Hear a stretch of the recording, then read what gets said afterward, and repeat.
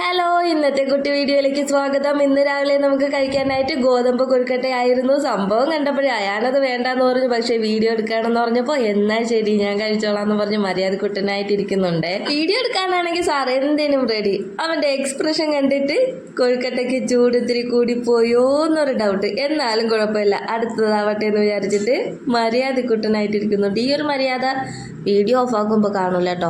വേണമെങ്കിൽ ഇപ്പം കണ്ടോളാം. ഇനി നമുക്ക് ഉച്ചയ്ക്ക് ഒരു തട്ടിക്കൂട്ട് ബിരിയാണി ആയിരുന്നു. തട്ടിക്കൂട്ടെന്നൊന്നും പറയാൻ പറ്റില്ല, അടിപൊളി ടേസ്റ്റ് ആയിരുന്നു. ഭംഗിക്ക് വേണ്ടിയിട്ട് കയ്യിലുണ്ടായിരുന്ന കുറച്ച് ചിക്കൻ ഫ്രൈ അതിൻ്റെ മുകളിലേക്ക് ഇട്ട് കൊടുത്തിട്ടുണ്ട്. അടിയിൽ വേറെ ഉണ്ട്. ബിരിയാണിയൊക്കെ അടിപൊളിയായിരുന്നു. അങ്ങനെ കാണാനൊക്കെ നല്ല ഭംഗിയുണ്ട്. പക്ഷേ വേവത്തിരി കുറഞ്ഞു പോയോ എന്നൊരു ഡൗട്ട് ഇല്ലാതില്ല. എന്നാലും കുഴപ്പമില്ല, അടിപൊളിയായിട്ട് കഴിച്ചു. ഞാൻ ഉണ്ടാക്കിക്കൊണ്ട് പറയല്ല, സൂപ്പറാണ്. അങ്ങനെ ഫുഡൊക്കെ കഴിച്ചിട്ട് വൈകിട്ടായപ്പോൾ ഹോസ്പിറ്റലിൽ പോയി. ലവന് ഭയങ്കര ചുമയായിരുന്നു. അങ്ങനെ ഹോസ്പിറ്റലായിട്ട് പോയി. ഹോസ്പിറ്റലിൽ പോകുമ്പോൾ ഇതുപോലൊരു കുഞ്ഞ് കാർ വാങ്ങി കൊടുക്കാറുണ്ട്. പതിവല്ല, വല്ലപ്പോഴും. അതാകുമ്പോൾ ആർക്കും ഒരു ശല്യമല്ല, അവിടെ ഇരുന്ന് കളിച്ചോളൂ. പിന്നെ പുറത്ത് പോകുമ്പോൾ ഫോണൊന്നും ചോദിക്കാറില്ല. അതുകൊണ്ട് നല്ല കുട്ടിയാണ് ഡയാൻസ് കേട്ടോ. അതുപോലെ കുഞ്ഞ് കാറ് കിട്ടിയാൽ പിന്നെ വേറെ ഒന്നും വേണ്ട.